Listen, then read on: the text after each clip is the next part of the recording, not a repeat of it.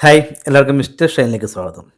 Legends hang out എന്നും പറഞ്ഞ് patriot സിനിമയുടെ ഒരു പ്രീ പ്രൊമോഷൻ പരിപാടി ജിയോ ഹോട്ട്സ്റ്റാറിൽ കാണാനിടയായി. വേണ്ടിയിരുന്നില്ല. സമയം കളയുന്നതിൽ എനിക്ക് ബുദ്ധിമുട്ടില്ല. പക്ഷെ നമ്മൾ മാനസികമായിട്ട് തകർത്ത് കളയുന്നതിലൂടെ എനിക്ക് ഭയങ്കര ബുദ്ധിമുട്ടുണ്ട്. പ്രകാശ് വർമ്മ എന്ന് പറയുന്ന ഒരു വ്യക്തി തുടരും സിനിമയിൽ അദ്ദേഹത്തെ കണ്ടതാണ്.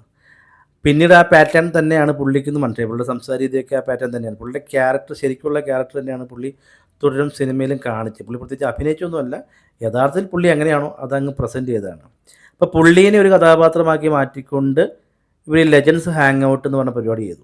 ഒരു പരദൂഷണം പറയുന്ന ഒരു വ്യക്തി അവിടെ എവിടെയും കൂട്ടി മുട്ടിച്ചൊരു കാര്യം പറയുന്നു.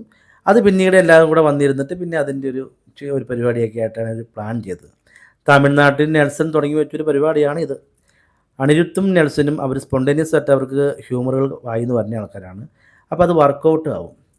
അത് പരിപാടി നമ്മുടെ കേരളത്തിലേക്ക് വന്നു കഴിഞ്ഞപ്പോൾ സ്പോണ്ടേനിയസ് ആയിട്ട് അവർ സംസാരിക്കണമെങ്കിൽ പോലും ഒരു തൊഴിലുറപ്പ് സെറ്റപ്പിലേക്ക് ആയിപ്പോയത്. അതായത് ഒരു ടേബിളിന് ചുറ്റും കുറച്ച് പേരിരുന്ന് പരദൂഷണം പറയുന്ന ഒരു തൊഴിലുറപ്പ് സെറ്റപ്പില്ല, അല്ലെങ്കിൽ ഒരു കുടുംബശ്രീ മീറ്റിങ്ങിൻ്റെ ഒരു നിലവാരമായിരുന്നു അതിനുണ്ടായിരുന്നുള്ളൂ. മഹേഷ് നാരായണൻ എടുത്തു വെച്ചിരിക്കുന്ന സിനിമ വലിയൊരു സിനിമയാണെങ്കിൽ അതിൽ കുഞ്ചാക്കോനും മോഹൻലാലും ഫഹദും പിന്നെ ആരാ ഒക്കെ കുറേ പേരുണ്ടെന്ന് തോന്നുന്നു. ഇവരെയൊക്കെ വെച്ചൊരു പടം ചെയ്തിട്ടുണ്ടെങ്കിൽ ഇങ്ങനത്തെ ഒരു പ്രൊമോഷൻ കൊണ്ട് ആ പടത്തിനൊരു നെഗറ്റിവിറ്റി അല്ലാണ്ട് ഒരു പോസിറ്റിവിറ്റി ഉണ്ടാകത്തില്ല.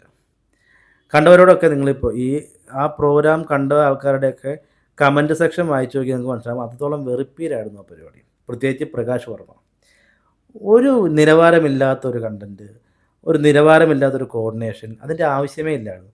സിനിമ കാണാൻ ആഗ്രഹിക്കുന്ന ആൾക്കാർ പോലും ഇനി കാണണോ എന്ന ചിന്തയിലേക്ക് വളരെ മനോഹരമായ രീതിയിൽ എത്തിച്ചിട്ടുണ്ട്. നമുക്ക് പറ്റുന്ന പണി ചെയ്താൽ പോരെ, മനസ്സിലായില്ലേ? പണ്ടൊരു ചൊല്ലുണ്ട്, വയ്യാത്ത പട്ടി കയ്യാലെ കയറാൻ നിൽക്കുന്നത് പറഞ്ഞാൽ. നമുക്കത് പറ്റുന്നില്ലെങ്കിൽ ആ പരിപാടിക്ക് നിൽക്കരുത്. പല ഇൻഡസ്ട്രിയിൽ ഇങ്ങനത്തെ പരിപാടിയൊക്കെ ഉണ്ടാവും, അതങ്ങനെ പോട്ടെ. നമ്മുടെ ഇൻഡസ്ട്രിക്ക് ഇത് ആവശ്യമാണോ, ഇത് ചെയ്താൽ റീച്ച് ആവുമോ എന്ന് മനസ്സിലാക്കിയിട്ട് ചെയ്യാളതിന് ചുമ്മാ ഒരു പരദൂഷണ ക്യാരക്ടറിൻ്റെ ഉള്ളിൽ കൂടെ കയറ്റി വിട്ടിട്ട് എന്തിനോ വേണ്ടി ക്രിയേറ്റ് ചെയ്ത ഒരു പരിപാടി എനിക്ക് തോന്നി. വേണ്ടിയിരുന്നില്ല. ആ സിനിമയോടുള്ളൊരു മതിപ്പ് പോയി. എന്താ പറയണേ, ഇങ്ങനെയുള്ള പരീക്ഷണങ്ങൾ നമുക്ക് ആവശ്യമില്ല കേട്ടോ മഹേഷ്. നല്ല നല്ല പരീക്ഷണങ്ങൾ നമ്മുടെ മലയാള സിനിമയിലുള്ളപ്പോൾ തമിഴന്മാർ ചെയ്ത പരിപാടി ഫോളോ ചെയ്ത് മലയാളത്തിൽ അങ്ങനത്തെ ഒരു പരീക്ഷണം വേണ്ടിയിരുന്നില്ല. എന്തോ മമ്മൂട്ടിയും മോഹൻലാലും കുറച്ച് കാമായിട്ടാണ് അതിനകത്ത് പെർഫോം ചെയ്ത്, അതുകൊണ്ട് സമാധാനമുണ്ട്. അവർക്കറിയാമല്ലോ, അവർ റേഞ്ച് അറിയാവുന്നുണ്ട്, അവർ ആ റേഞ്ചിൽ നിന്ന് സംസാരിച്ചു. പിന്നെ ലൈവ് ആക്കാൻ വേണ്ടി കുറേ ശ്രമിക്കുന്നുണ്ടായിരുന്നു, പക്ഷേ ലൈവ് ഒന്നും ആയില്ല. മൊത്തത്തിലൊരു ചളി പരിപാടിയായിരുന്നു. വേണ്ടിയിരുന്നില്ല എന്ന് ഞാൻ പൂർണ്ണ മനസ്സോടെ പറയുകയാണ്. കാണാത്തവരുണ്ടെങ്കിൽ ജിയോ ഹോട്ട്സ്റ്റാറിലും ഇപ്പോൾ യൂട്യൂബിലൊക്കെ അത് വന്നിട്ടുണ്ട്, കണ്ടു നോക്കുക. കണ്ടിട്ട് ഞാൻ പറയുന്ന ഈ അഭിപ്രായമായിട്ട് നിങ്ങൾക്ക് യോജിപ്പുണ്ടോ, അല്ലെങ്കിൽ ഞാൻ പറയുന്ന അഭിപ്രായമായിട്ട് യോജിപ്പില്ലെങ്കിൽ എന്നെ ഒന്ന് തെറി പറഞ്ഞു, നോ പ്രോബ്ലം. പക്ഷേ എനിക്ക് അത് ഒട്ടും ഇഷ്ടപ്പെട്ടില്ല. ഒരു വേസ്റ്റ് പോരാമായിട്ട് തോന്നി. സിനിമ അങ്ങനെ നടത്തില്ലല്ലോ. പക്ഷേ ഇത് കണ്ടോടുകൂടി സിനിമ കാണാനുള്ളൊരു മൂഡ് പോയി. എന്നാലും കുഴപ്പമില്ല, പടം വരട്ടെ, കാണാം. അപ്പോൾ ഇനിയും നല്ല നല്ല വീഡിയോസ് ആയിട്ട് വരുന്നവരെ ബൈ.